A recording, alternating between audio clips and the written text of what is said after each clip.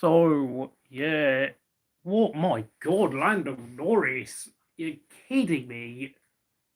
13 seconds. Race recap, since of course, I only just realised that Chaz isn't going to be streaming. Wow, goodness me, Hulkenberg is really having a brilliant race today. 5th place after qualifying 6th. Haas are going to miss Hulkenberg so much. Alonso up in 6th place. Good day for him. But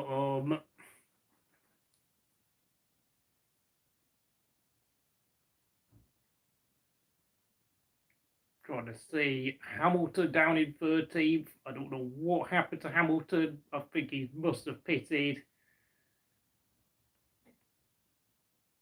Of course, but having said that though, I mean, oh my God. Well, I think he got jumped by Piastri at the start. Hello there, Will. Hope you're doing well. Well, it turns out Albon had a mechanical issue, so even though I have to say it's not a great weekend by Alex by any stretch of the imagination, after losing so many places at the start, dropping down to 15th place, I think there clearly was something wrong with the Williams during today's race, so gonna cut Albon a bit of slack, but I have to say his qualifying performance was surprisingly average. I mean, the fact that Colin Pinto came on the radio saying, "Oh, yeah, we could have gone faster. Oh, sorry." I think that does indicate that there is more performance to be extracted from this Williams. I mean, Colin Pinto is now currently up in 8th place, so yeah, I think it's pretty safe to say Red Bull have Max Verstappen, yeah. But the problem is though, we have to remember this Red Bull team pretty much just revolves around Max Verstappen. It does. I mean, Perez is very much just there to be a number 2. He was never there to be fighting with Verstappen or be close to Verstappen's pace, to be honest. I know Perez has not been great this year, but we have to realise that the Red Bull, without the asymmetric brakes, and the fact that Max Verstappen can just naturally drive around car issues without realising there's an actual problem with the car, just like Fernando Alonso at Ferrari and, of course, his second stint at McLaren. Like, you have to realise Perez does balance the team out with his technical feedback. I know it's not impressive, his results, but it is what it is, and Red Bull clearly don't want a driver like Esteban Ocon in the second seat. Thank you for joining me, Will. I mean, thank you to whoever pressed the like button on the video. That's much appreciated. Of course, I have no idea why Lewis Hamilton and Mercedes started on soft tyres. Really strange strategy, considering you get no benefits from, well, really using the soft tyres until probably the last 5 laps if you want to go for a fastest lap attempt. Ricciardo started on soft tyres. That's ridiculously baffling. I think he was probably gambling on some sort of safety car, which of course never came, and I don't know what to say. It really does feel like this could be the last time we see Daniel Ricciardo in Formula 1, because, you know, the rumours of Liam Lawson getting his seat. I mean, what used to all be really hard for Ricciardo at this point, I really don't know. Hi, Roxford. Hope you're doing well this afternoon. I mean, what, my God, 16 seconds the gap between Norris and Verstappen. Yeah, I mean, I think obviously when Norris started the race well, I think I knew deep down Norris was going to take the lead and dominate, because that's all he needed to do, to be honest. Get a good start, make sure Max doesn't overtake him, and drive away to the front. And my God, look at that. 1 second faster than Verstappen in terms of his fastest lap times. Insanely dominant today. And I think it's safe to say, just like Zandvoort and Miami, the Corey and Hungary, and to some extent Baku, that McLaren is driving itself to victory lane today.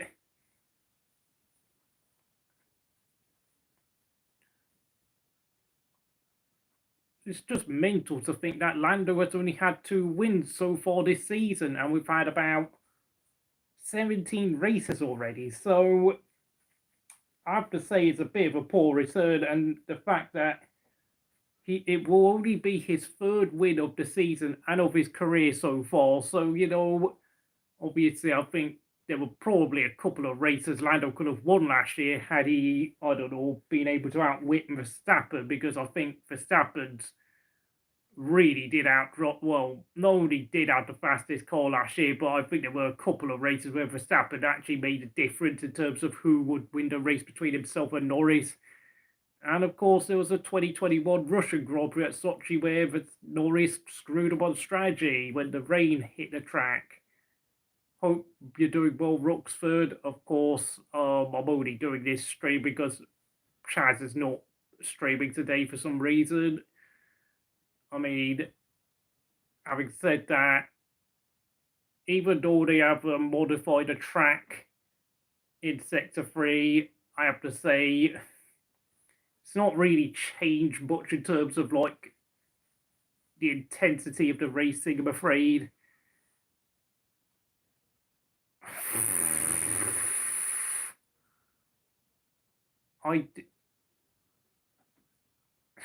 I don't know where the hell you think Mercedes have got a better car than McLaren. Like,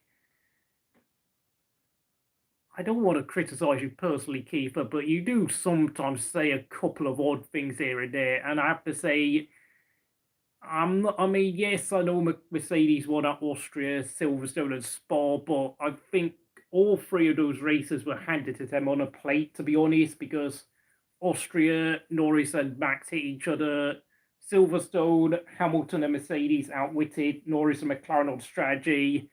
And then, of course, in Belgium, Norris, I don't know what happened to McLaren at Spa, to be honest. Like, McLaren just seemed to struggle so much there. And Mercedes and what was it, Ferrari, who also had a quick car at Spa, also completely screwed up on strategy. So, and McLaren and Mercedes were the only ones who got it right that day with what should have been a 1-2, but my God, Colapinto, 3.5 seconds ahead of Perez now. My God. Do you know what it is?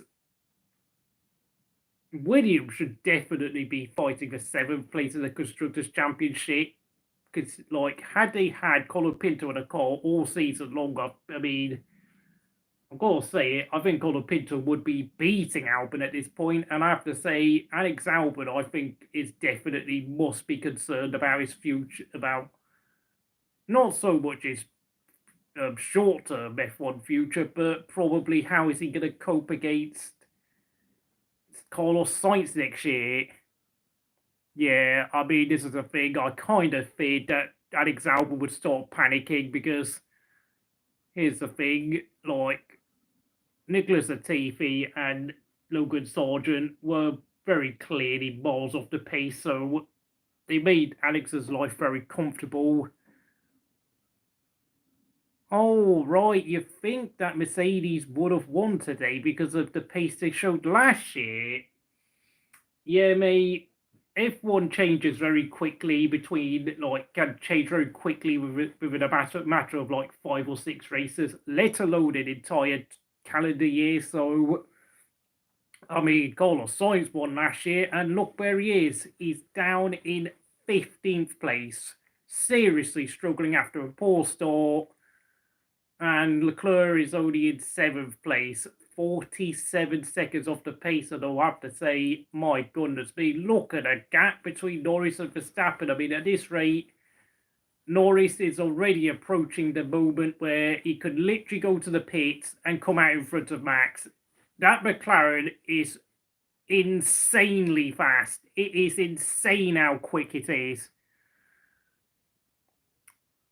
Well, oh yeah, but we have to realise Piastri is only, 18 months into his F1 career. Like, I'm not saying that he's been like super great, but I do you have to realise he is still in the development stage of his F1 career, and I did say yesterday that Oscar needs to solve his qualifying speed, because that is the one thing that is definitely costing him, because we have seen him when he starts up front, he can fight with the front runners.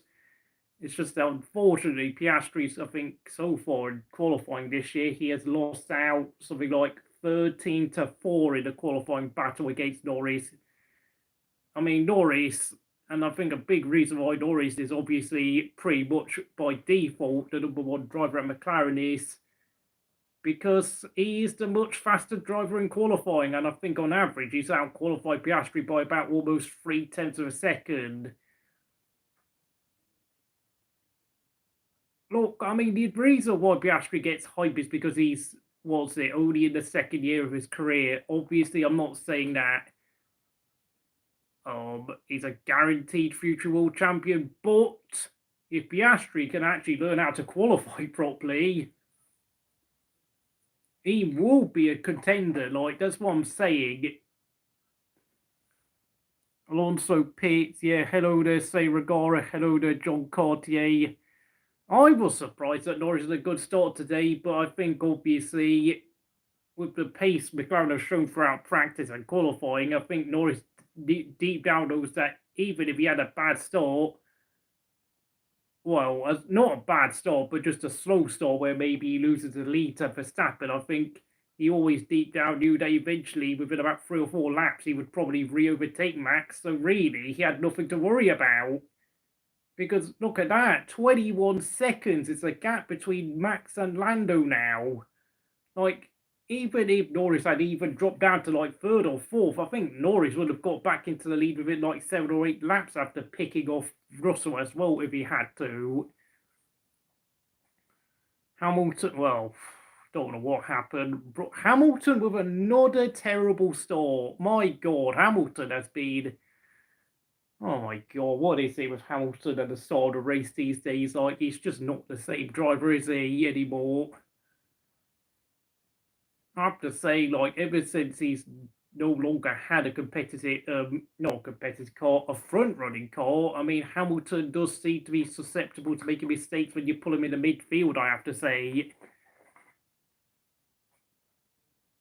Oh, yeah, Red Bull are going to have another complaint, aren't they? Karen Horner is going to have plenty to say on the team radio, and of course in his post-race debrief to the FIA. He's never short of a word, that Christian Horner. But Nico Hulkenberg, look at that. Nico Hulkenberg is doing a great job holding up Leclerc 5th place. Trying to see who has pitted. Is it? Oh yeah, Alonso's pitted. Of course, Hulkenberg was in front of Alonso as well, mind you. So Hulkenberg is doing a fantastic job on holding onto those hard tyres as well, considering he is driving a Haas. I think in the case of Haas, I'm trying to think of where everyone is in the constructors now. I think Sauber are 10th, Williams are 9th, Alpine are 8th. Gotta say, Williams should be a bit higher up, to be honest. Haas, I think, are in 7th place, and RB are in 8th. No, RB are in 6th, I beg your pardon. And of course, Tsunoda is down in 9th place with just 2 points coming. So Haas are definitely now going to be breathing down RB's neck for 6th place in the constructors. Although I will have to say, I mean, Williams, okay, I think I might be exaggerating when I say Williams should be in 7th, but they definitely should be beating Alpine in 8th place, because, I mean, I don't think Gasly and Ocon could have honestly have done more in that Alpine this year, considering, I have to say, as a driver partnership, they are definitely better than, well, what Williams have had right until Colapinto has appeared. Most dominant McLaren car since early 1998. Absolutely. My goodness me. This car is driving itself into victory lane right now. Like, I mean, you really don't need to be special to be able to win in this McLaren at all. Like, hell, I bet you Colin Pinto would probably be, like, fighting for the podium places if you put him in that McLaren right now. Or, I mean, Albon. I think Alex Albon might have won a couple of races himself. Hell, Bottas could have won a couple of races in that McLaren. I mean, whether he would be able to fight for the World Championship is another big question in himself, because we all know what Bottas is like up front. Why did he start Lewis on 2-lap old new softs? I have no idea. Like, it just seems to be all Mercedes are doing, or trying to do the alternate strat with Hamilton quite a lot recently, because I think both Hamilton and Mercedes have checked out of their partnership, and Hamilton is just there rolling the dice at a casino, hoping for a safety car, hoping for the best thing to happen. I don't know who you're saying. No, he wouldn't be. Are you talking about Bottas, Albon, Colapinto, say? Oh, yeah, there's loads of Red Bull fans claiming that McLaren are cheating, which is... Well, I mean, the problem with Red Bull is that not only have they lost asymmetric brakes, but they've also lost... I'm trying to think... They've also lost Adrian Newey. I think that's a bit harsh on Colapinto, because, look, I mean, you've probably got to realise he's only just come into Formula One, and he's in his third F1 race, and whilst, yes, I know the likes of the two Mercedes and Alonso have pitted, he is currently in 6th place, and I have to say, okay, I know if he pits now, he would probably drop, well, along with obviously Tsunoda and Sainz and Ocon, I think he would probably come out in like a net P8 just in front of Alonso, as long as, of course, the other cars that have not pitted, like Tsunoda, Sainz, and Ocon, also pit. I mean, this is seriously impressive pace by Colapinto. Like, I'm trying to look at his lap times. I mean, he's...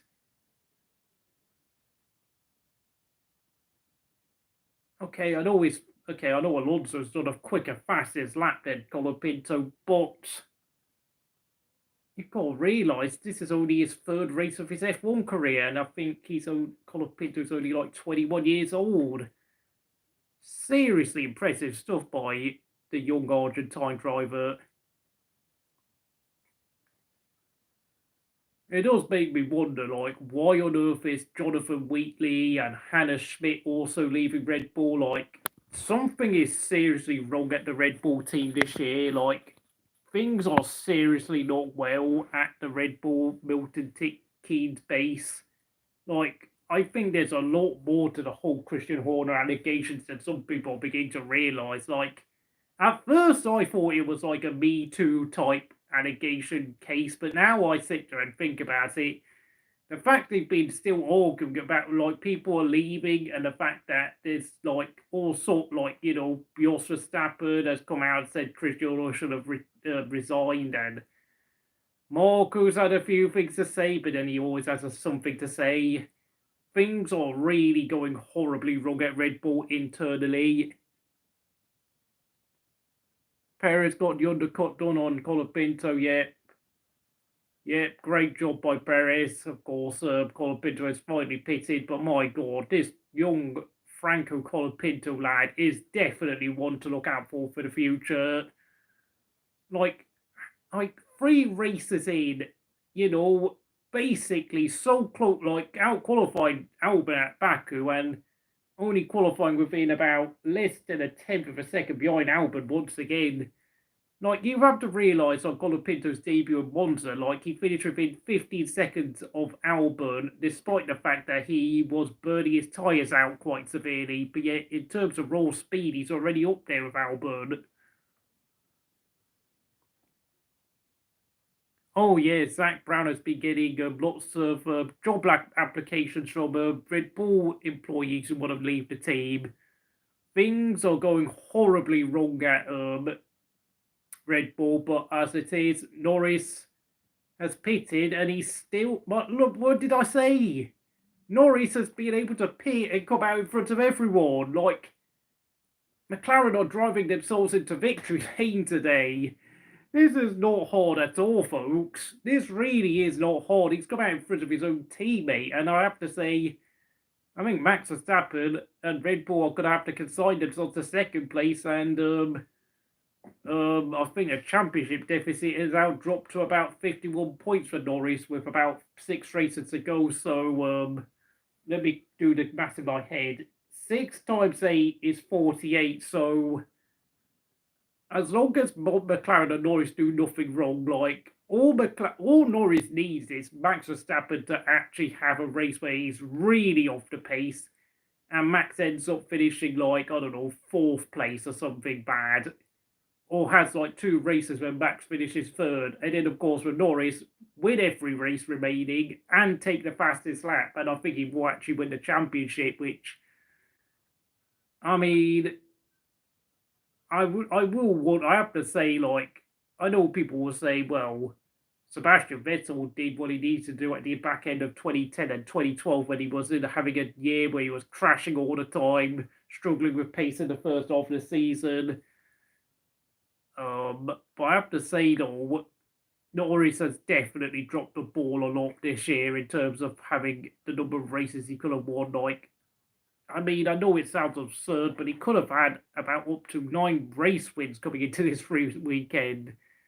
Piastri and Leclerc waiting for a safety car. Yeah, I don't really know what else they're doing. Colin Pinto and Gasly are having one hell of a dice, I've got to say, of course. Gasly did an amazing job at Baku, by the way, like finishing 13th in that Alpine with absolutely no straight line speed is actually nothing. It's actually something you should not scoff at, by the way. And yes, I know I am something of a Pierre Gasly fan, but last weekend he was very good, and I think this weekend he's once again showing his talent. Like, I know Gasly has committed himself to the future, to his future to Alpine, but I've got to say, I do wonder what Pierre Gasly could do if you gave him that Williams, to be honest, because I mean, let's be honest, Alex Albon, I think, has finally been exposed. I know Alex Albon has never been considered a particularly great driver, but there was last year I was actually forward into believing that Alex Albon had actually turned a corner in terms of how high his ceiling is. But I have to say, I think this year has put a lot more perspective into how high, well, not so much how high Albon's ceiling is, but more how his ceiling is actually quite low, I'm afraid. Norris has hit the wall. My God, what's going on? My God, oh my God, I think McLaren might actually start getting strategies done properly if Hannah Schmidt joins McLaren. That would be, I think the organisation of McLaren would improve exponentially if Hannah Schmidt appeared, to be honest, at Woking.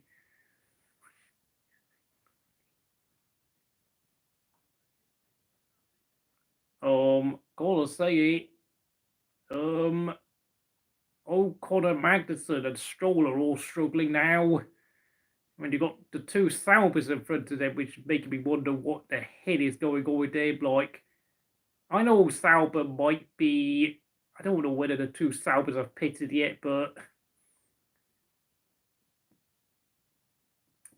they definitely have got the worst car in F1 right now.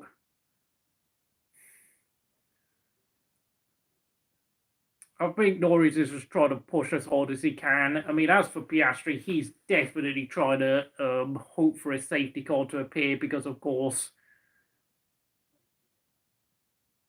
well, it would definitely get him in front of Max and Leclerc, but I mean, in terms of and it would guarantee him P2. I'm trying to think. Obviously, Colin Pinto has now gone down to 12th place. I think obviously his pace has dropped off a bit. But considering how quick he was in the first half of the race, I have to say I'm very impressed. But Hulkenberg down to 10th, of course. Tsunoda's finally pitting. Tsunoda finally heads to the pits. Sainz is up to 7th, and I have to say Hulkenberg's early strong stint has also faded off. It does seem to be normality is resuming in terms of the pecking order with, of course, the usual suspects in the top 8 back up in their positions.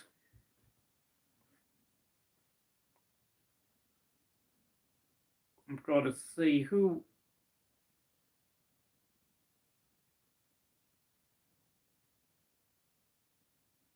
I honestly have no idea what's happened to Lance Stroll, but then, of course, we are talking about Lance Stroll. Oh, yeah, the two... Oh, yeah, Bottas... Oh, Bottas has got... Wait, Bottas is out of the race. Bottas has got a problem, folks. He's not... like, apparently I can see his name with the outside on his name. I think that's it for Bottas, of course. Zhou Guan Yu, I mean, his fastest lap is a 1 minute 41. Yeah, that Sauber is really slowed out, and I think Sauber have completely stopped development on their car for this year, and I think neither Bottas or Zhou are going to be scoring points at all at the end of this year. I mean, I think Zhou will probably join another team as a reserve driver. As for Bottas, I am absolutely certain this is the end of his F1 career come Abu Dhabi. They put Yuki Tsunoda on softs. Oh yeah, he is on soft tyres. He is on soft tyres. What? That's interesting. That is very interesting there by RB. I don't know whether they're trying to go for some sort of gamble with Yuki, but I mean, surely Yuki, there's no way Yuki actually agreed to go on soft tyres. Surely, like, what's going on there?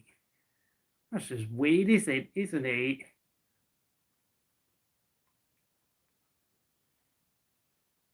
just really odd. I don't know what to say about RB strategy, to be honest, at certain times.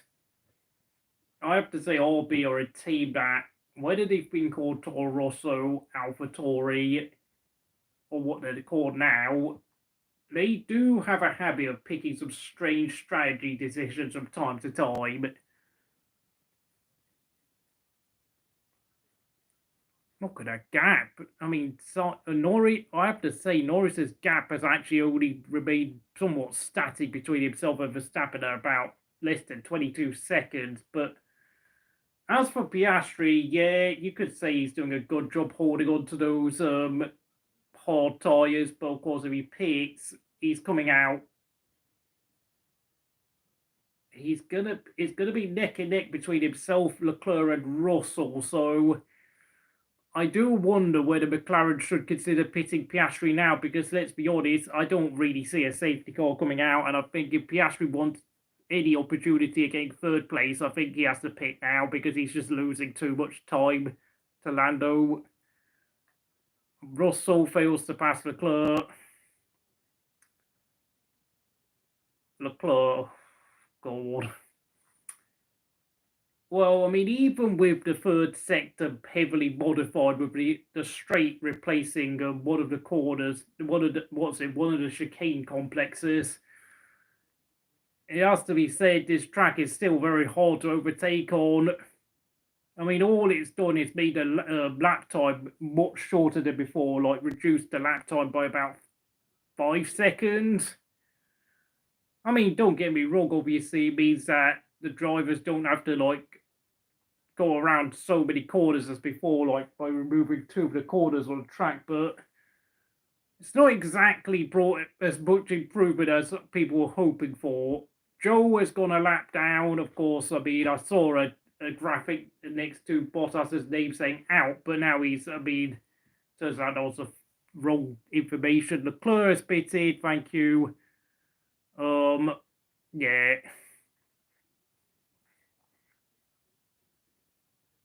Look at that, fastest lap by Norris, 1:36.2. What did I say, folks? What did I say? McLaren, in the hands of Lando Norris, are driving themselves into victory lane. Literally. This is not even hard, mate. Like,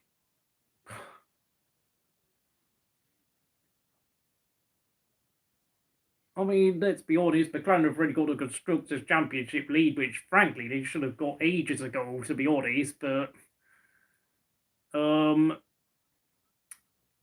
I think I have to say this. I think this McLaren has to be one of the most dominant cars I've ever seen in my life. But the thing is, because they have Norris and Piastri driving it, and they have a team with the likes of Randy Singh and Zach Brown still behaving like they're a midfield team, celebrating podium finishes in what is pretty much the fastest car on the grid by quite some margin. I mean, Norris, well, Norris can only, best at most is only going to close the championship gap to about 51 points, which I have to say is still quite disappointing. Yes, today, in terms of today's performance, I beg your pardon, of course, I would actually give Norris a solid A+ in terms of his drive, because I will say this, got pole position, great start, and has led every lap. And frankly, I think, obviously, whilst I've criticised Norris a lot, I think as things are going, this is a solid A star by Norris. Like, I know, okay, he's not had much to do in terms of fighting other cars, but in terms of just all-round outright pace, getting pole position, getting the start done properly, he's actually finally doing what I honestly see as being the bare minimum for someone like him. So, yeah. About 2 years, McLaren's brand new state-of-art facility is coming in online. My God, McLaren could be seriously dominant in the next few years of Formula One. Alpine beat McLaren in 2022, and everyone said McLaren's ceiling was... What the hell? Yeah, but I mean, if Alpine was so good, why did Fernando Alonso leave the team? You know, I know everyone was taking a piss out of Alonso, saying, ho, ho, ho, what a terrible career decision going to a bomb team like Aston Martin. But look at Alpine. Like, Alpine had stuck down, I mean, what's it, 14th, 19th? Oh my God, Gasly's going to come out behind the two Saubers. Oh God, what's going on there? Oh my God, oh dear. Oh dear. I don't know what's going on with Gasly in the past few laps. Coulter's going to be in 4 weeks' time. We've got a month break before the next race, folks, which is really weird to think, because not only do we have a break during August, but we now also have a break that's going to be starting after today's race, and then it's going to be going on until late October. So Formula One now has 2 month break, a couple of month-long breaks in the calendar. One for mid-season and one for the second half of the year. So, yeah, I mean, it does seem as if a lot of people around the paddock have decided that they need a break at this time of the year. Piastri rejoins P5. Oh dear, that has worked out terribly for Piastri. Oh, I did say that Piastri should have pitted at least 3 or 4 laps ago, but now he's down in 5th place. Oh, geez, Piastri, mate, you've got to do a bit of overtaking now, because those 2 Mercedes should be out of your sight. You should be way clear of Russell, to be honest. Yuki Tsunoda is not doing very well on the soft tyres. I mean, he's 3 seconds behind Ricciardo, and I have to say, I think Yuki must be swearing down that radio of his.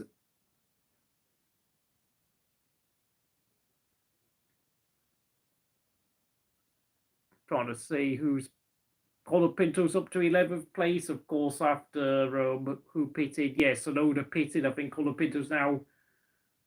Well, he's actually doing a good job of staying close to Perez, about 2.5 seconds behind, but I think Perez has probably got him covered for the rest of the race, I'm afraid. Of course, Perez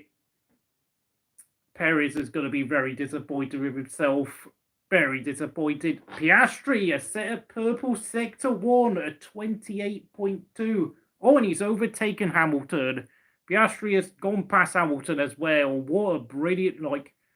Piastri is absolutely getting his head down now.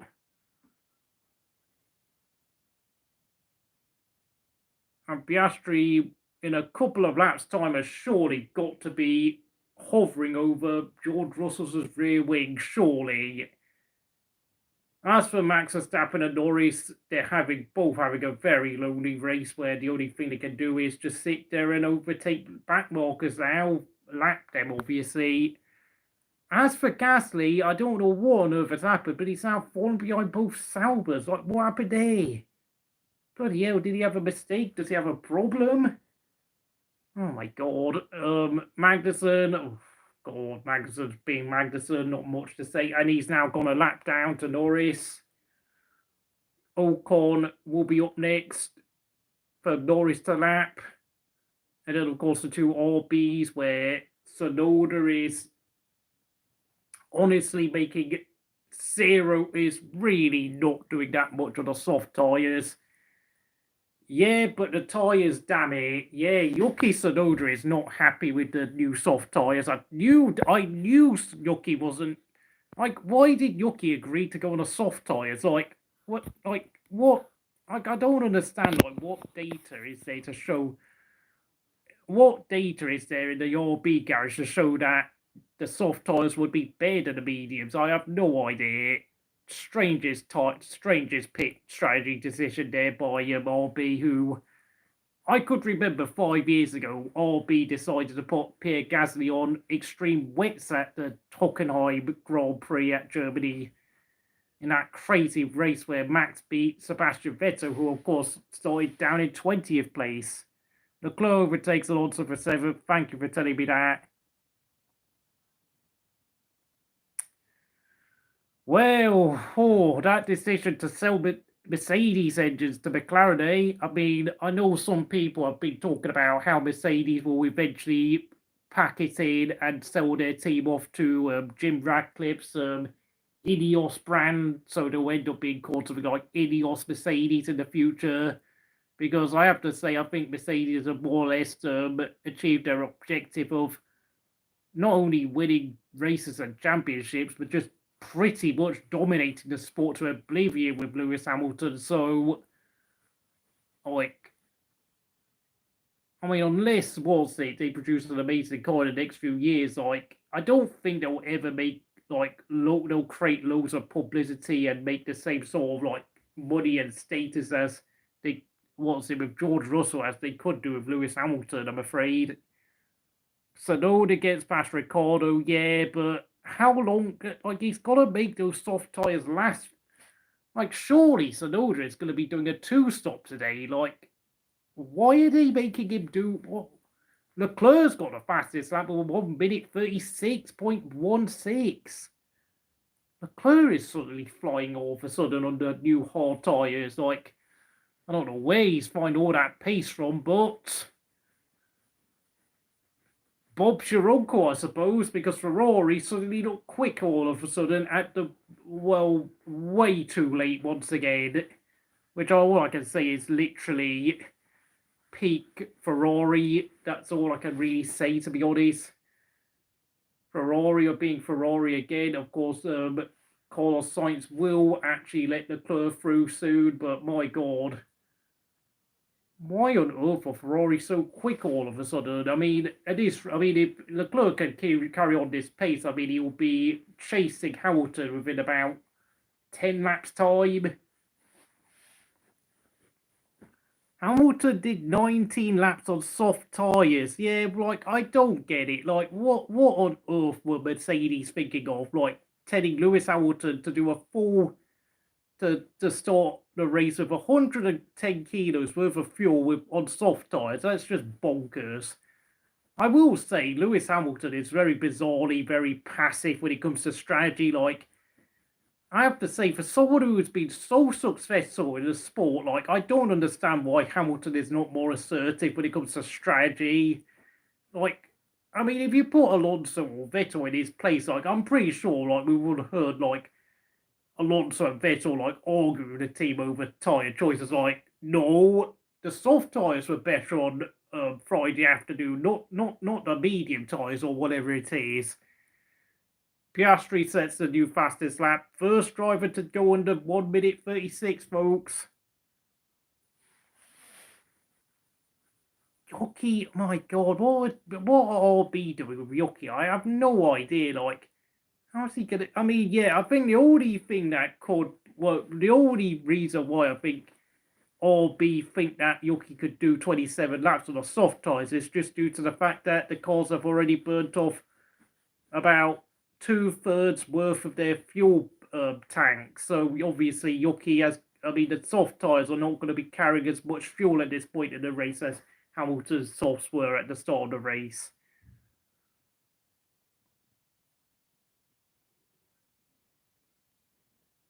Oh, right. Apparently, Colapinto is actually struggling with wheel spin, but even though he's struggling with wheel spin, he's actually doing a good job of keeping up with Perez. Okay, Pierre Gasly, we're going to be rear limited on this tyre. Oh my God, Pierre Gasly's race has gone to absolute pot there, folks. Yeah, team orders for Ferrari. Yeah, babe. I mean, obviously, well, I mean, Leclerc is flying right now. He's also now just done the fastest lap of the race. I mean, only taking about less half a tenth out of Piastri, but still, Leclerc is flying. He's like 3 seconds quicker than Sainz right now. Leclerc is absolutely insanely quick right now. I have to say, though, what on earth I'll be thinking of by going on the soft tyres with Tsunoda? Like, I think RB are the only team who haven't used the hard tyres today, so I think their car is, for whatever reason, probably struggling a lot on the hard compounds.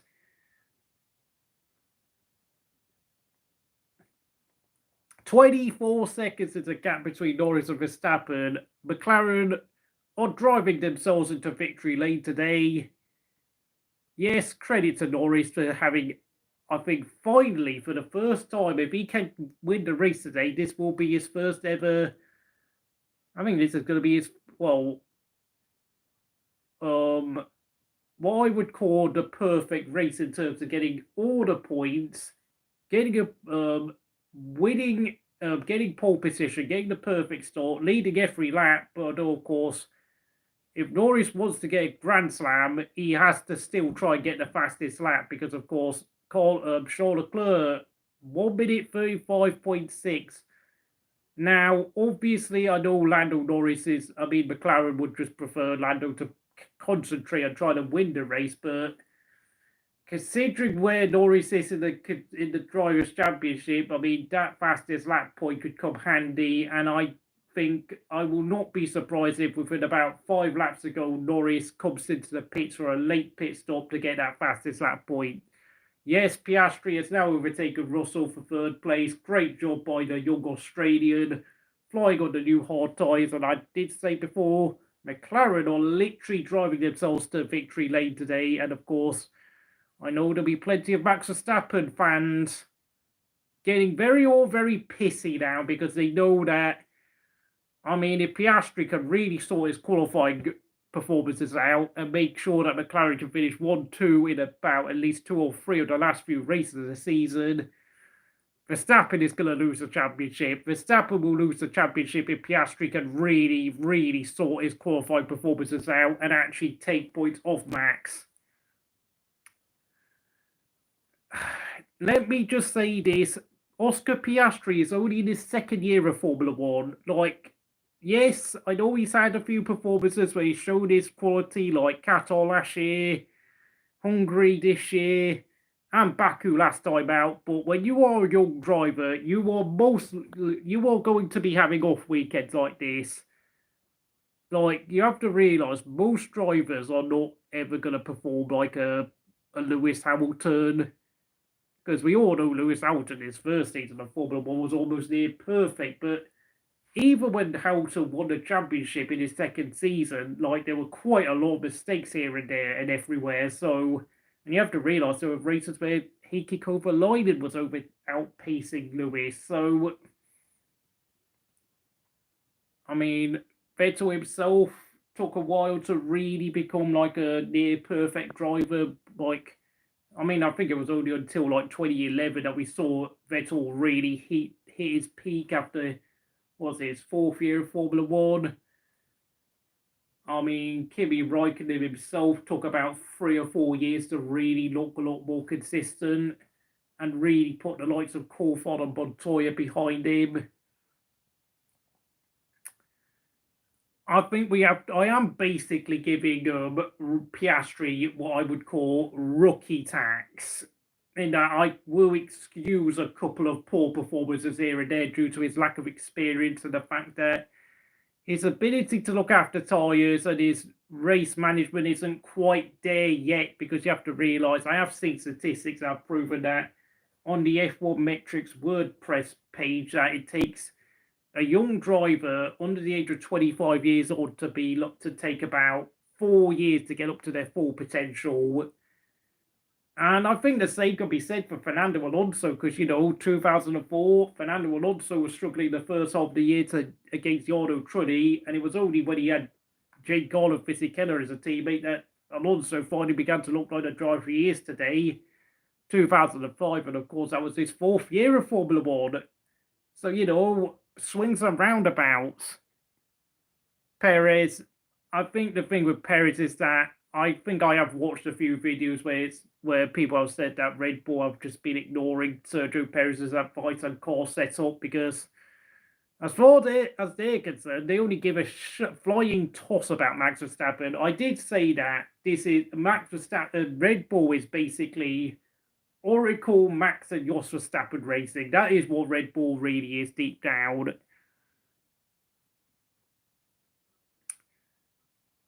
I mean, look, I think Piastri in the next 2 years will really start to improve a lot more.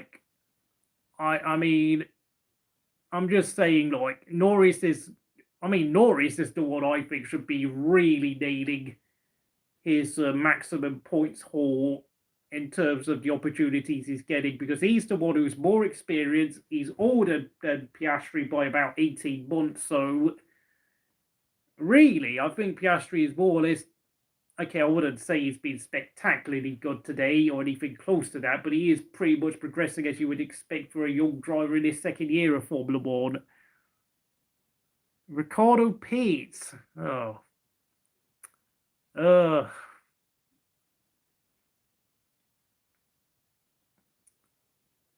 I think Norris is just trying to push as hard as he can, just so they can have that cushion to get that extra pit stop to get that fastest lap point. Although oh yeah, Norris 1 minute 34.9. 1 minute 34.9. Look at the pace McLaren have got. Well, you said he could crash if he's not careful, but he's just gone and got the fastest lap point again. Gotta say, Norris has actually been very good today. I mean, I have slagged Norris off a lot, but I think credit is where credit is due. He has absolutely been superb this weekend.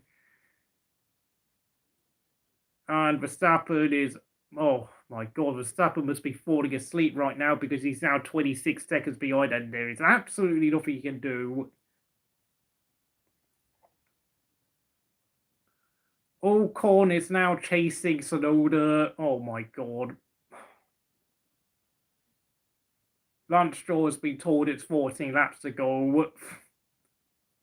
And yet Lance Stroll cannot even beat. Is getting slapped by Magnussen, and he's got the 2 Saubers behind him. It has just been... Why am I even wasting my breath talking about Lance Stroll? I don't even know. 14 laps to go. Well, look at that. Alonso is now just 4 seconds behind Sainz. My God, Sainz's race has absolutely gone to pot. He's been like 2 seconds slower in this 2nd stint than Leclerc has been, which is honestly quite frightening. But of course, Sainz has done about 35 laps on the hard tyres, so I have no idea why Ferrari decided to pit Sainz so early, because all he's done is just shred his tyres quite badly in the 2nd stint. And I mean, if they pit Sainz now, he's going to fall out of the points. So Ferrari have completely screwed up on strategy with Carlos Sainz. A real disaster for Carlos Sainz's strategy today. What a mistake. What a huge mistake. I don't even know why we are even bothering talking about Lance Stroll, because the guy is just there because of, we know why. We all know he doesn't deserve a seat in Formula One. Like, Aston Martin have got a hypercar program. Like, I don't know why Stroll's not racing for the hypercar team in Le Mans. Finch, come on, mate. Really? I think look, dude, I think my mind is set on Lance Stroll in that. Yeah, he showed a lot of talent in his early days, the first of 2020. I thought Lance Stroll had turned a corner, but since then, no, he's just gone back to being average and awful again. Leclerc is catching the mistake. Oh, yeah, he's on Hamilton's rear bumper now. Leclerc is on the rear wing of Lewis Hamilton, and Lewis Hamilton has been overtaken. Leclerc is up to 5th place. Leclerc takes 5th place down the straight from Lewis Hamilton. Great move by the Monegasque driver. And Lewis Hamilton has dropped to 6th place. I've just caught it on my timing screen. And, well, there's an 8-second gap now between Russell and Leclerc. So Russell better watch his back, because there could be a red prancing horse on his rear wing come the last 3 or 4 laps. Yeah, I don't think anything could help Lance Stroll. I don't even think Yuri Geller could help Lance Stroll. I don't think the greatest magician in the world could save Lance Stroll's fortunes, because Lance Stroll is just... Colin Pinto is now chasing. Yeah, Colin Pinto is on the rear wing. Is within a second of Sergio Perez. Yeah.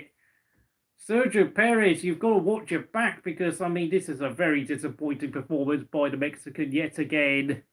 I know, obviously, he is the number 2 at Red Bull, but Perez, you've got to do better than this, surely. You have to do better than this. Yeah, but the problem with Lance Stroll, he's not progressed since 2020, so really, like, I couldn't give a toss about what Lance Stroll does. I mean, I do find it interesting, though, that Stroll and the 2 Saubers and Magnussen have, started a race on the hard tyres, and they decided to do their second still on the medium tyres, whilst Ricciardo has gone on the soft tyres, and so is Gasly's on the soft tyres. So, goodness me, I mean, there's a few weird strategies going on down the field.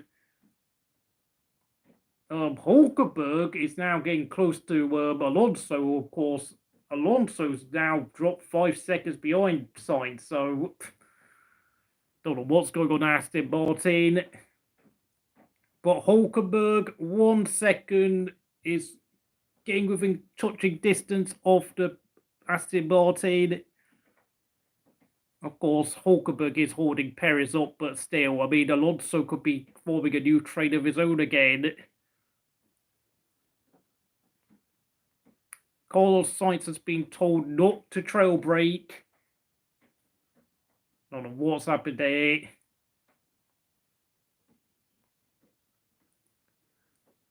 Ocon.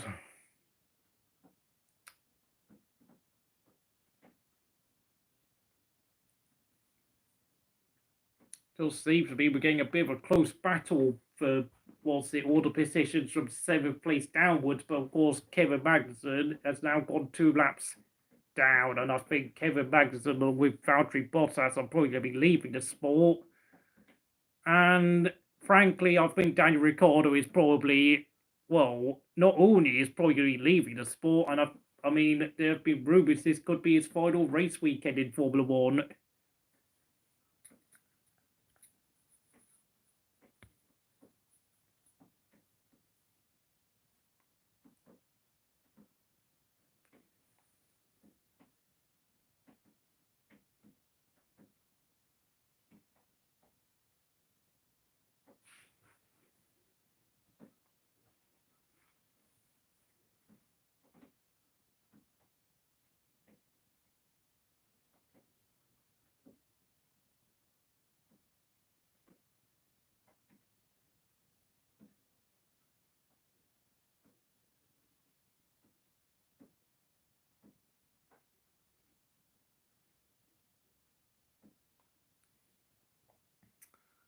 What can be said? 29-second gap between Norris and Verstappen.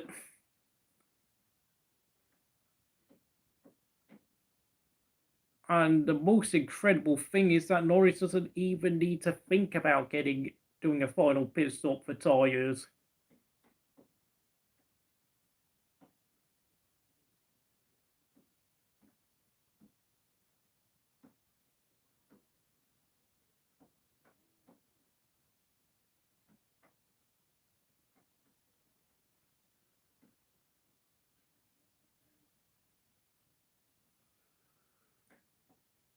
Leclerc's 5 seconds behind Russell, and will Leclerc get Russell in the end? I'm not sure, but as for Alonso, he is holding up quite a few cars now. They're not literally on his rear wing, but there's only now a 4-second gap between Alonso and Colapinto. Magnussen has actually set a purple sector 2, having just pitted for soft tyres.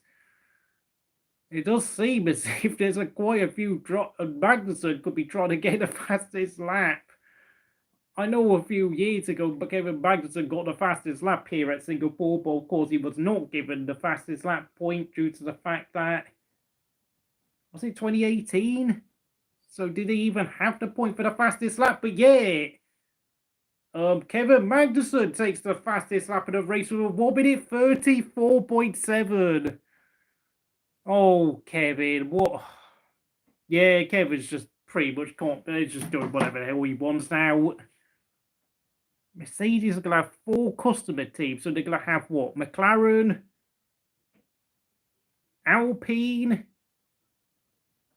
Aston Martin, Williams. My God, 50% of the grid is going to be using Mercedes power next year. That's crazy. Russell nearly hits the wall. Yeah, Russell is now getting chased by Charles Leclerc in the closing lap, so that I think Leclerc has a great chance of getting 4th place in the final few laps. Although it has to be said, though, he is not going to get anywhere near close to Oscar Piastri, who I think is going to finish on the podium today. Look at that. Fastest lap for Magnussen. Although, of course, the purple icon is still hovering over Norris's number, which I don't know how they award fastest lap, but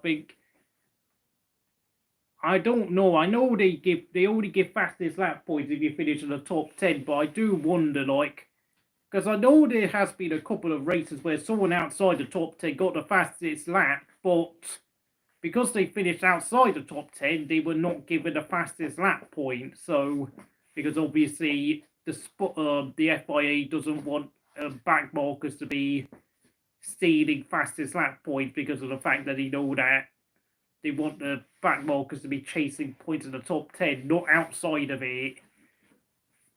Norris has been told to chill out yet.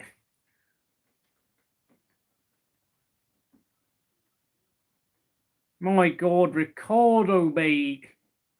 Oh my God, I don't even need to say any more than Ricciardo, mate. It's time to leave Formula 1, mate. Why did you even, all I'm going to say about Dan Ricciardo is this. He should have never left Red Bull at the end of 2018, and I think deep down, Dan Ricciardo regrets leaving Red Bull 6 years ago, and I think he will forever regret that decision until he dies. Because let's face it, but Ricciardo's come on the radio saying that the balance is not good. Yeah, I think Dan Ricciardo moving to Renault absolutely destroyed his career in a horrible way. And then moving to McLaren pretty much put the final nail in his coffin, because let's face it, Dan Ricciardo's career has now been on life support for the last 2 years since he made a comeback with the RBT, but in reality, he was never going to regain his form that he used to have all the way back at Red Bull. It was never going to happen. Oh my God, Will. I know you're not a fan of Norris, but the thing is, he's going to win the race by 30 seconds. I think you've got to give Norris a bit of credit here.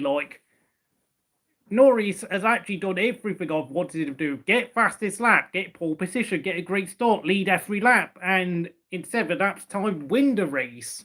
Like, he's driven as well as I think anyone could ever expect him to drive. Like, this today, he's finally produced what I think is potentially the perfect performance. So we've got to give Lando credit.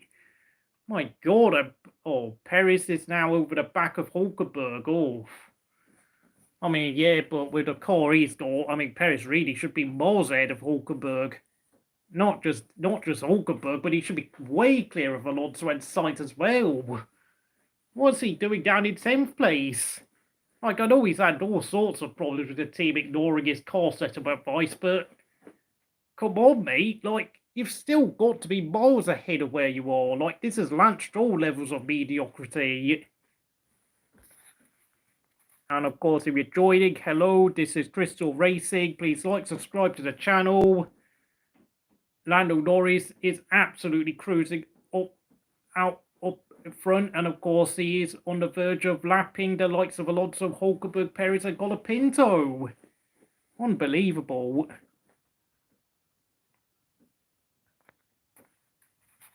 And I think I might even do an early poll for driver of the day. It surely has to be Lando Norris, because I think this has easily been the best performance I've ever seen from Lando Norris in his 6-year F1 career.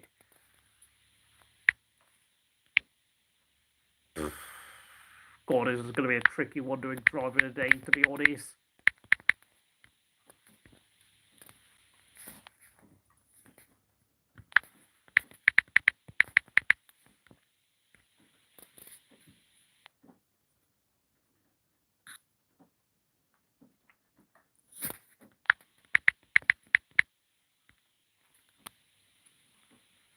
I mean, yes, I know I agree with Will that over the course of the season, Norris has bottled a lot of points. I will agree on that, but in terms of today's race, he has been a star for me. Absolutely perfect. Fastest lap, led every lap, pole position, perfect start, and 5 laps away from winning the race, checkered flag, leading every lap. It's just been today's race. I know it sounds like I'm being fickle. Like, look, I know I'm not going to sit there and ignore the fact that he's bottled a lot of points, but I'm just giving him credit in the context of today's race. I'm not giving him credit in terms of where I would rank him in terms of his driver performance over the season, because in my mid-season review, I'll put him down in 6th place because, let's be honest, do you know what? I think I might as well stop talking about Lando Norris, because, of course, we had a bit of an argument yesterday about in the comments with Lando Norris. So, yeah, let me look at the other drivers. Yeah, Piastri could do better, but, of course, you know, he's a second-year driver. Leclerc's now 6 tenths within Russell. Now we've got something to talk about. Russell, oh my God, I don't think Russell's going to hold Leclerc off. And Leclerc's now within DRS range of Russell. Down the Raffles Boulevard. Good morning, Silverback. Good morning, Silverback. I hope you're doing well. Of course, I know it's still quite early in America, like, I don't know, 4:10. Of course, Norris has been pretty much near perfect in terms of his performance, but Russell has got Leclerc all over his rear wing. Colapinto's got a lap down.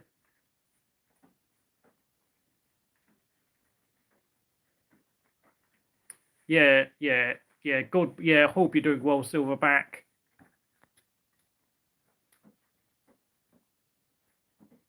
Norris is on the edge, yeah, but the thing with Norris is that he's actually pushing the car to the limit while simultaneously maintaining control of the car.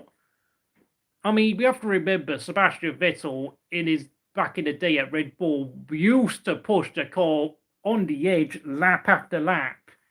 And he would used to be a regular thing for the Red Bull, for Christian Horner to tell Vettel to back off, but only for Vettel to then set 3 or 4 fastest laps in succession. So I don't see anything wrong with Lando Norris and what he's doing, because if Lando Norris can push the car on the limit lap after lap without crashing, then that's a driver who's actually on top of his A game. Carlos Sainz, on the other hand, I have to say, really bad strategy decision to pit him so early, and I have to say, they've arguably cost Sainz a chance to finish 6th behind Leclerc. Alonso's done an okay job. I mean, I say okay because Lance Stroll is miles off the pace as usual. Nico Hulkenberg has been outstanding once again. Perez is having another Perez race. Colin Pinto is one to look out for. And Perez has gone a lap down. That's right, folks. Perez has gone a lap down. I mean, if Piastri is having a poor race, well, let me tell you this. Sergio Perez is 70-odd seconds behind his teammate Max Verstappen, and he's going to be finishing with just 1 point today compared to 18 points for Verstappen. Like, I think it's very clear that Sergio Perez is having an absolute daymare at Milton Keynes right now. And look at that pole. Lando Norris is leading with 60%.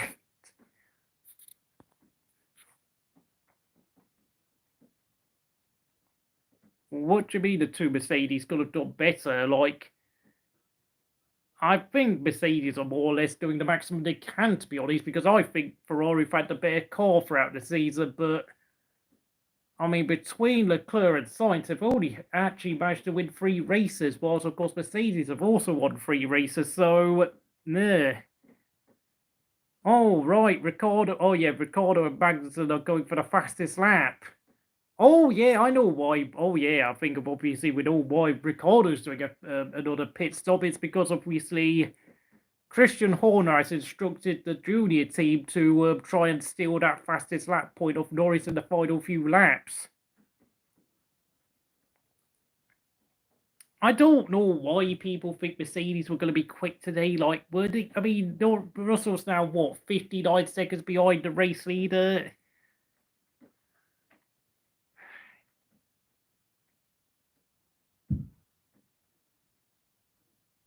Yeah, I mean, Verstappen's obviously driven well, like, but you have to realise this is a guy who's been driving in F1 for nearly a decade now, so really, it's like, he's got, I mean, I know he's only 26, he's going to be 27 years old soon, but he is pretty much like a 32-year-old in terms of experience. I'm going to look very closely at Ricciardo's lap times. Because obviously Ricciardo, I think, is definitely going to be trying to get that fastest lap point and try to help out Verstappen in the Drivers' Championship, since, of course, well, there's not really much Ricciardo can do at this point.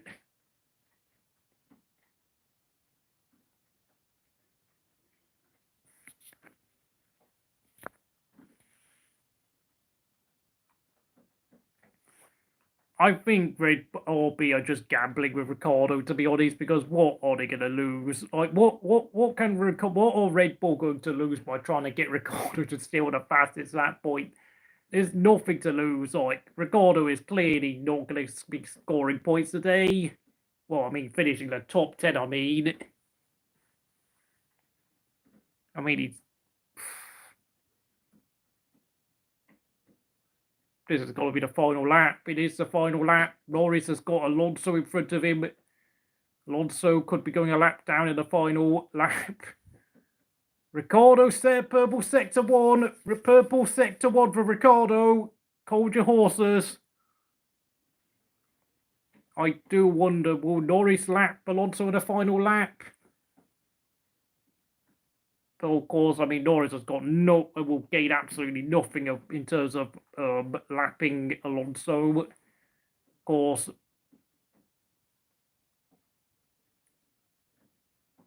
Norris is now about to exit Sector 2. Oh, purple sector 2 for Ricciardo. What did I tell you? Ricciardo could be getting that fastest lap. Ricciardo could be getting the fastest lap, everyone. Hold your horses. Lando Norris is going to be very concerned. I mean, Lando Norris could be potentially losing a point on the final lap. And he is going to be on the verge of lapping Alonso. Yep, Alonso goes a lap down. So that will be the end of the race for Alonso. And Lando Norris is on the start-finish straight to take his third win of the season at the Singapore Grand Prix. Congratulations, Lando Norris. And that's right, Ricciardo, fastest lap, 1 minute 34.48. I don't know what to say. I mean, if that is the final race of Ricciardo's career, what a way to go out. Daniel Ricciardo takes the fastest lap in his final F1 race.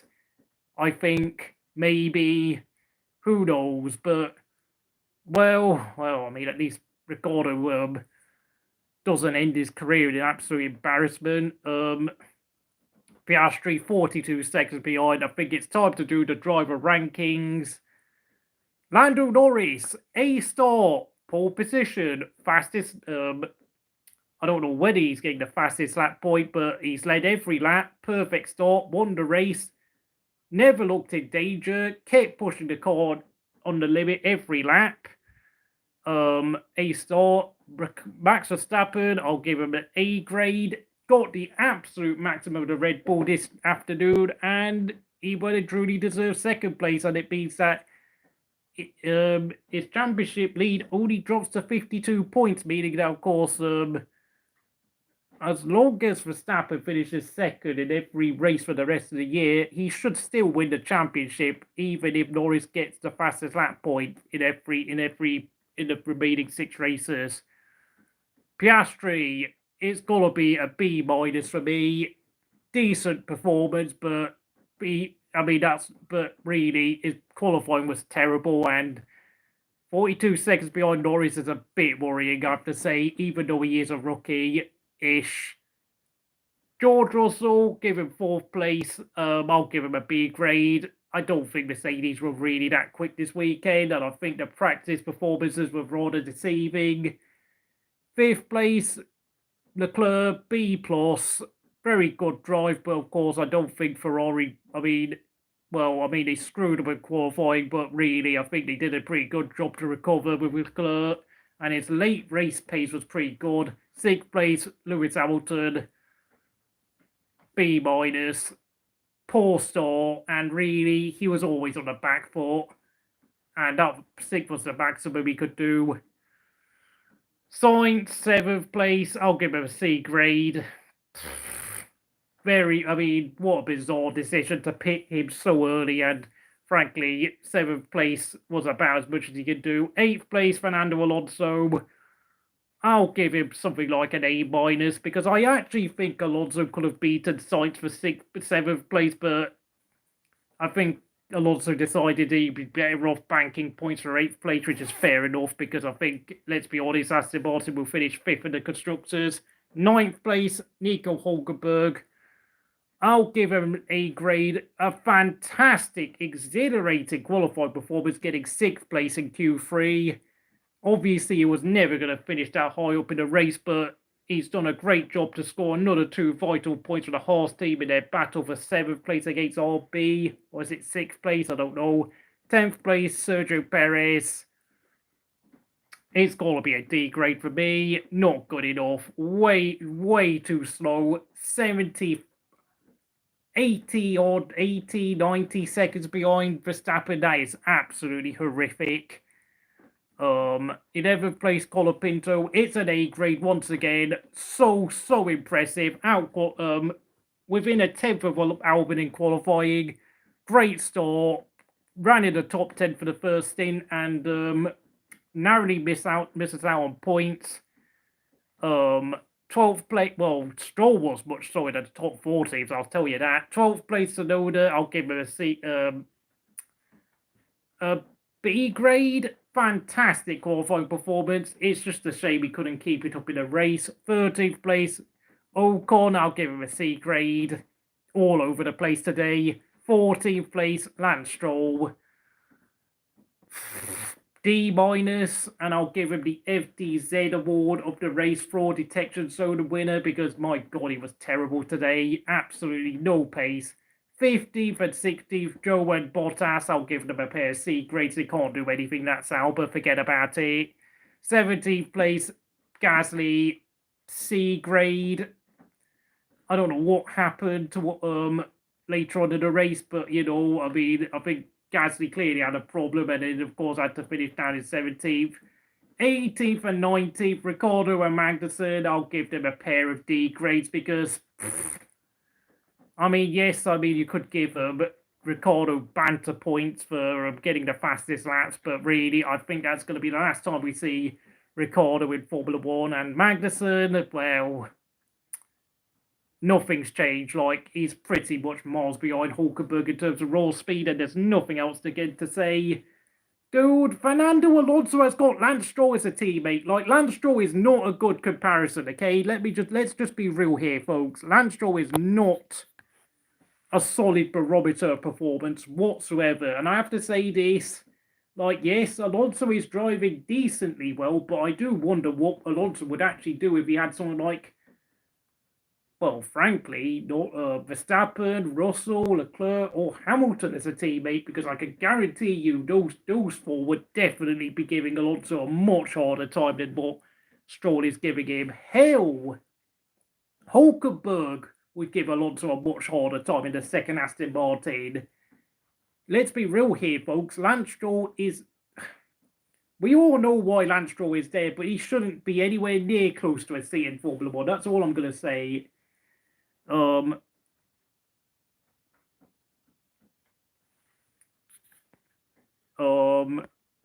yeah, I know it might seem a bit controversial to say, but I actually think Lando Norris deserves the Driver of the Day award because this was probably about as well as Norris could ever drive. And let's be honest, most of the criticism we're giving him is mostly due to the performances he has put in throughout this season rather than what he's done today, which I have to say, I think this has been the best performance of Lando Norris's entire career. Like, absolute perfection. And the only reason why he didn't get the fastest lap point is because Daniel Ricciardo, who I presume has surely got to be in the final race of his F1 career, decided to go out on a bang, get a pair of soft tyres on, and grab that fastest lap point to pretty much say, yeah, thank you for all the memories, everyone, because, you know, if I'm going to be leaving the sport with 6 races to go, I might as well have my farewell gift with a fastest lap.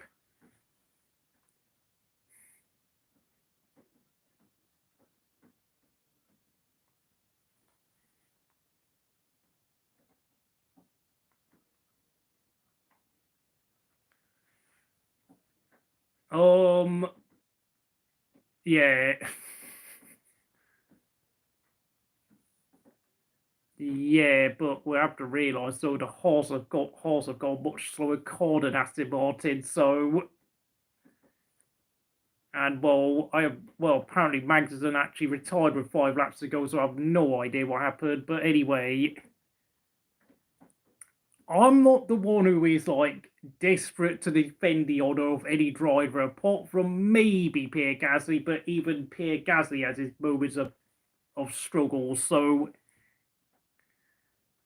Look, you can carry on with your agenda against Norris, but I think today I will give credit where credit's due, okay?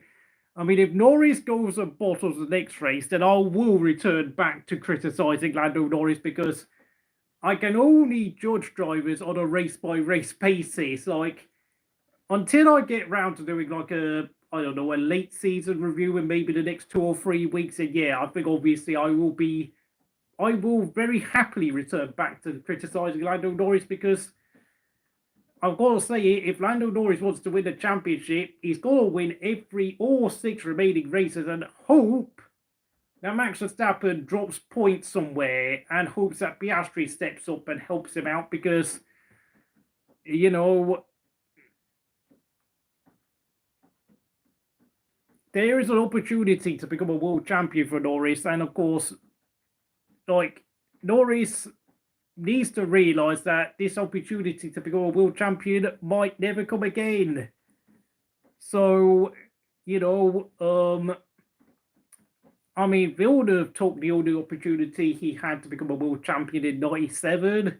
So did Jensen Button in 2009. So did Nico Rosberg in 2016. Kimi took his opportunity to become a world champion. What was his final opportunity to become a world champion in 2007? Of course, little did we know that Kimi's career would go horribly pear-shaped afterwards because, of course, Kimi had about 3 attempts to become a world champion. Well, at least Norris can hold his head up high. He did everything correct today. I think Gasly clearly had a car problem, mate. I think, obviously, Alpine putting him on soft tyres was a bad decision. Norris answered the critics, answered the sea of memes today, yes, but of course, Norris needs to continue this form. And I think it's pretty safe to say, I think even if Norris was to go and win, I think even if Lando Norris was to go and lap Max Verstappen, I think there's a certain somebody in the chat that still wouldn't be very impressed by Lando, so I think we could just leave it there, I'm afraid.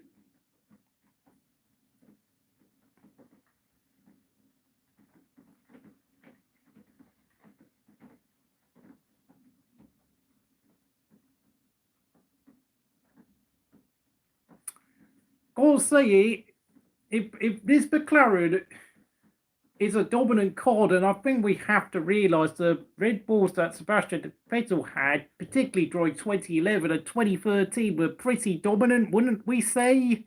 Like, I know obviously Sebastian Vettel has got an amazing legacy with 4 World Championships and 53 race wins to his name, but, just like Michael Schumacher and Lewis Hamilton, having a dominant car did help those drivers stat pad the way they did. Let's just be real here, folks. Obviously, Schumacher, Vettel, and Hamilton are legends in the sport, but they did get a lot of help from their cars and their teams along the way. Let's be real here, folks. And considering Lando Norris is someone I've had huge question marks over his ability to drive consistently, I think Lando actually deserves some credit for finally proving some of his critics wrong for once. Whether Lando Norris can keep this performance up for the rest of the season, I don't know, but hey, well, at least Lando can say, well, I completely dominated Singapore and made it look like a cakewalk. And we have to remember, like, Sebastian Vettel used to be an expert at Singapore, winning here 5 times, so...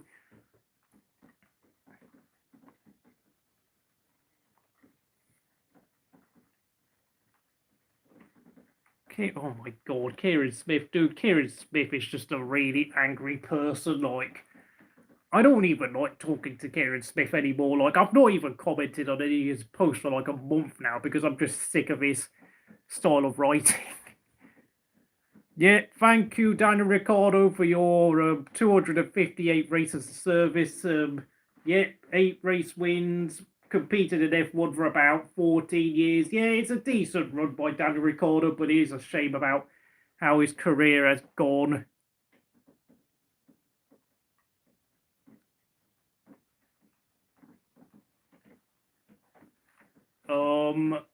Yeah. And Carlos Sainz has been given a reminder about having a drink. Because how can we forget? Singapore is one extremely hot, humid track. Everyone needs a drink, of course. We don't want drivers looking like they're about to collapse, like we saw with Alex Albon at Qatar last year. I mean, Kieran Smith's rant against some of the drivers about how a lot of them looked like they were about to collapse, saying, oh, well, back in the day, like, the 2005 Bahrain Grand Prix was the hottest on record. But yeah, but dude, the humidity at Bahrain in the middle of the day was nowhere near as bad as what it was as what we've seen in Qatar and, of course, Singapore. Yeah, shame about how Ricciardo's F1 career has ended, but to be honest, if this is the last time we see Dan Ricciardo, at least he was given the opportunity to chase that final, to chase that fastest lap for the last time in his career, and he did it with aplomb, by the way. So yeah.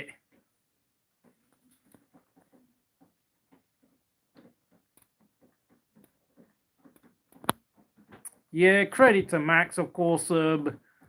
Because he managed to close the gap to Norris, it meant that Norris didn't have the opportunity to chase the pit one more time to get the fastest lap. So in a sense, yeah, Verstappen does deserve huge credit for that, knowing that he had no chance of winning the race, but still kept pushing to close the gap so that Norris had never had the luxury of doing one more pit stop for the fastest lap. Yeah, well done. But having said that, though, I think if Piastri can pick his form up and start taking points off Verstappen, then I think Verstappen's chances of defending his World Championship could well come to zero. Thank you for all the support on the channel. It is much appreciated. Lando Norris wins the vote, obviously, because let's be honest, like, as much as I do criticise Lando Norris, I think in the context of today's race, I think he probably drove as well as he probably could ever do, apart from maybe the last few laps where, of course, Verstappen closed the gap and shoved that window for a fastest lap pit stop. But, of course, when you consider the levels that Norris has been performing at, that he's been so consistent, I think this is by far the best performance in Lando Norris's career.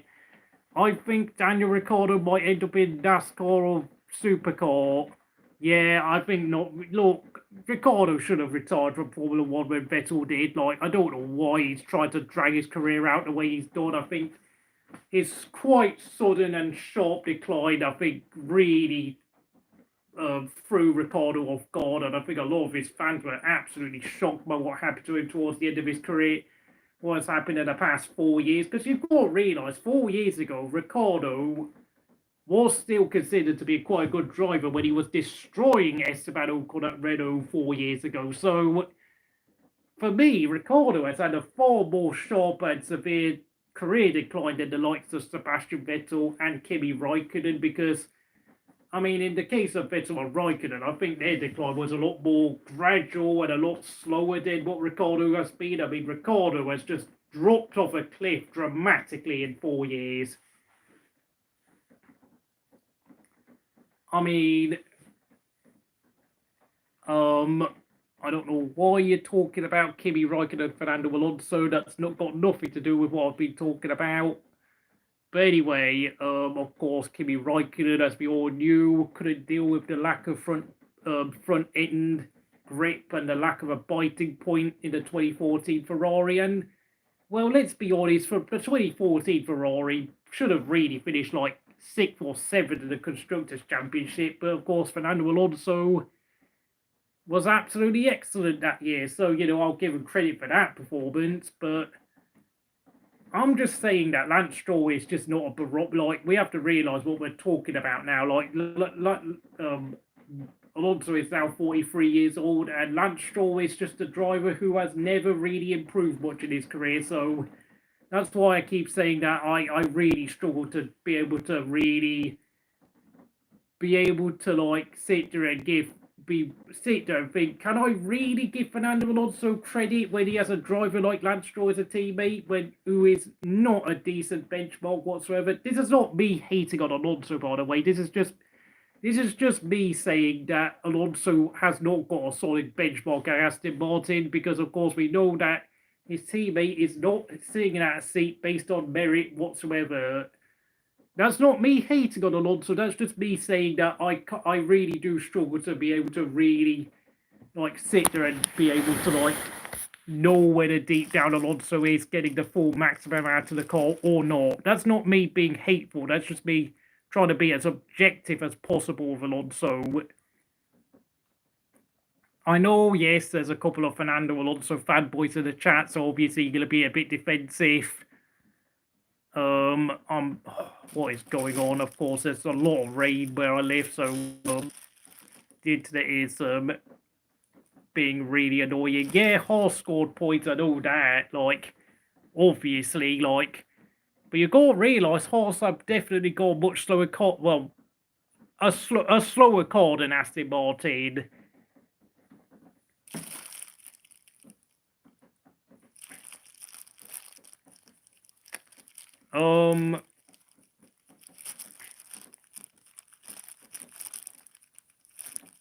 Looks like everyone's stream has ended for today, so thank you for. They closed the gap on 6th place. Oh, Aston Martin increased. No. Haas are in 7th place. And of course, RB are sitting in 6th place. So yeah. This is so annoying. I didn't realise that guy's stream ended, so obviously I have no video to record on and I can't show you race results. This is, oh my god. I'm just going to have to try and go all the way to the end.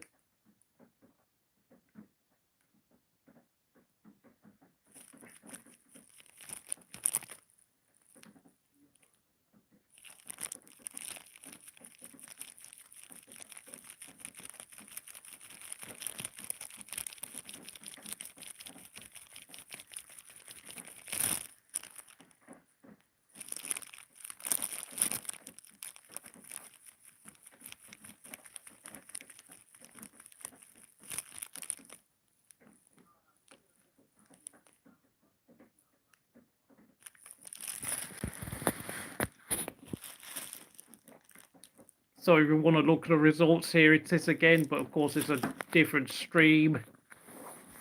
Piastri's only 8 points behind Leclerc now. Yeah, Piastri. I mean, I know a couple of us have criticised Piastri, but despite all his troubles, he's actually closing down on Leclerc for 3rd place in the Drivers' Championship. So in a sense, it's not been that bad after all for Piastri, and of course.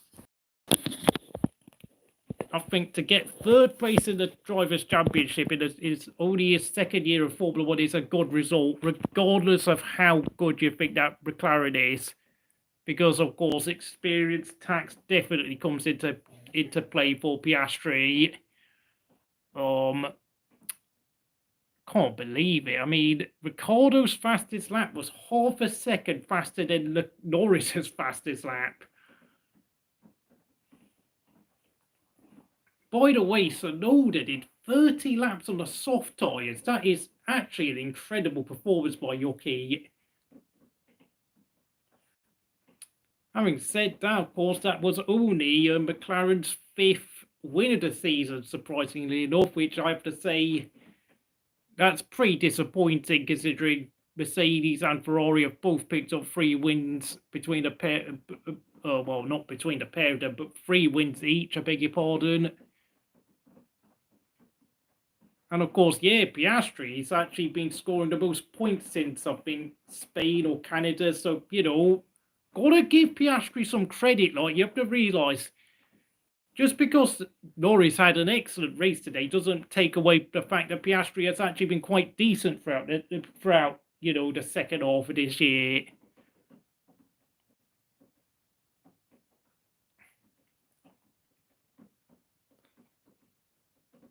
I'll just leave this timing screen up. I'm going to go and get something to eat because, of course, I think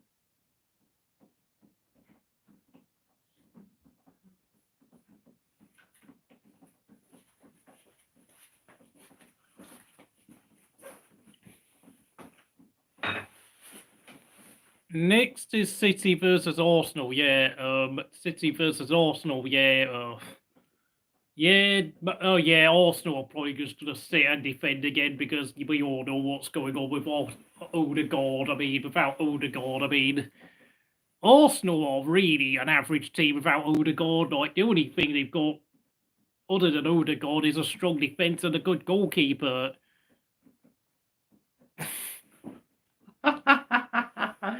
Oh my god, yeah, sorry. I don't know why the hell I forgot to put on the Bulgarian flag with Dimitar Berbatov. I don't know. I mean, I'm just saying, if Dimitar Berbatov was eligible to play for England, my god. My goodness me, like, oh my lord, we would have had a player that could have won us games by scoring goals out of nothing all the time. That was the type of player Berbatov was. Like, he could literally rescue a dreadful team's arse out of nothing. Yeah, Singapore Grand Prix, Lando Norris wins the race. Great performance, 21 seconds ahead of Verstappen, and of course Verstappen did a great job of making sure that Norris didn't get that fastest lap pit window, meaning that Ricciardo, in what could be his final race, got the fastest lap. And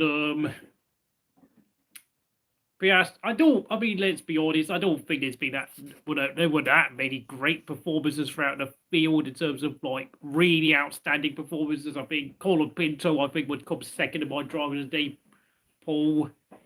Hulkenberg comes third. Alonso comes fourth, just about. But I have to say, for the rest of the field, I mean, I think everyone more or less did what I expected them to do. Although I have to say Perez was really, well, went back to being really horribly average again. Albon retired early with some sort of car issue, but I have to say, considering the amount of experience he has and his poor start, I have to say Albon is definitely going to be under huge pressure now at Williams because he's going to get Carlos Sainz as a team next year, and I think we all know Carlos Sainz is not an easy driver to deal with.